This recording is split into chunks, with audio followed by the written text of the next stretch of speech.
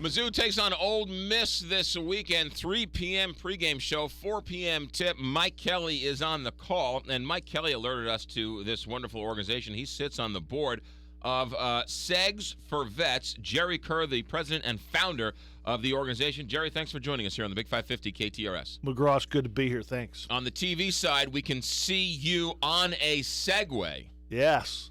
You've been on a Segway how long? 10 years. Started in 2003, almost exactly 10 years ago today. And you're the founder of Segs4Vets. Tell us about the whole organization. Well, Segs4Vets is an all-volunteer organization, which is uncanny. Been around since 2005 when we awarded our first Segway. Made up of volunteers from all across the United States, giving men and women who have participated in Operation Iraqi Freedom and Operation Enduring Freedom in Afghanistan and been severely injured and permanently disabled, giving them Segways to get around in, getting them out of wheelchairs and helping them. The transportation and them helping themselves is probably the most important thing, and that's what a Segway can do for them. It really is. It gives you a mental state that is unlike being in a wheelchair. It gives you back freedom. And we prioritize, we run training and assessment programs at Walter Reed in Washington or Bethesda now, at Brooke Army Medical Center in San Antonio, and at the Naval Medical Center in San Diego.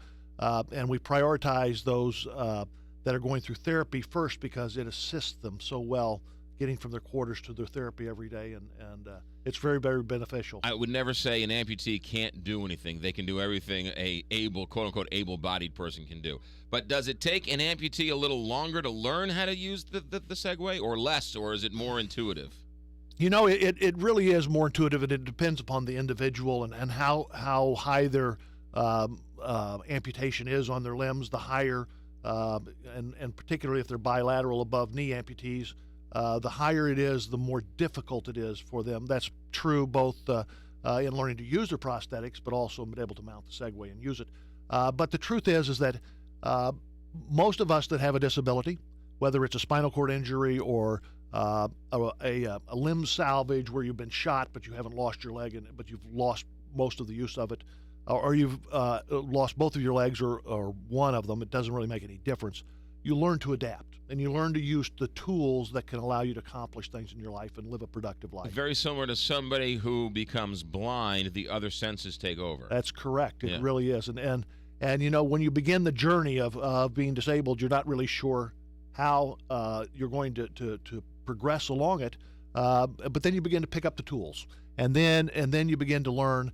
And the most important part, we always say that where the mind goes, the body will follow. And if we can keep their mind in the game, keep their mind into living a high-quality, productive life, we'll figure out a way to get it done. Did you come up with this because you were in a wheelchair because of an accident, and you were like, you know what?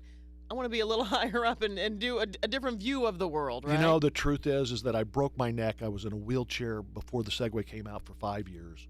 And I really withdrew because I really got tired of looking at the rear end of people and having people lean down to look at me and talk to me.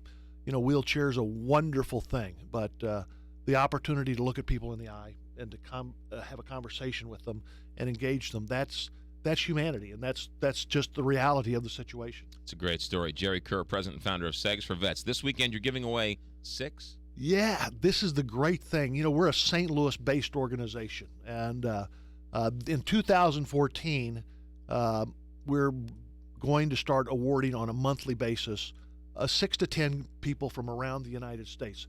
We are continually awarding people in Washington, D.C., and in San Antonio and in San Diego, and we have huge presentations there every year, but it's more affordable, it's more effective for us. And candidly, we want the St. Louis community involved. Sure. And we want, because this is where we're from, and this is where most of our support comes from. And so 6 to 10 people each and every month are going to be coming here. One of the guys is a triple amputee? Yeah, lost both of his legs above the knee and his arm. And he's riding around on this thing great? He's going to be soon, starting tomorrow. How can people help? How can people find out more information? They can go to our website, which is www.segs4vets.org.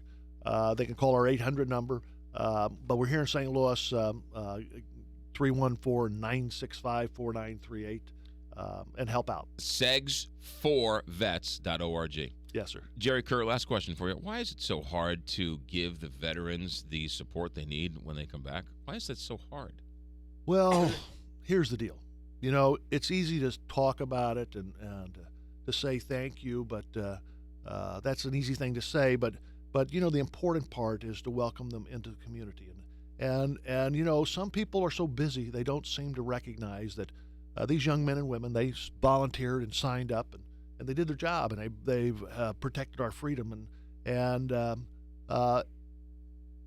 caring for somebody is not a 5-minute deal. Mm-hmm. It's a lifetime deal.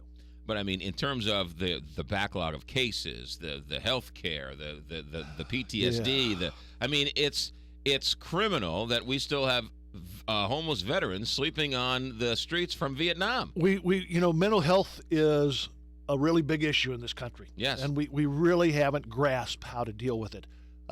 We are seeing some real pushback from not learning to deal with mental health issues. We're seeing this with gun violence. Mm-hmm. This is mental health.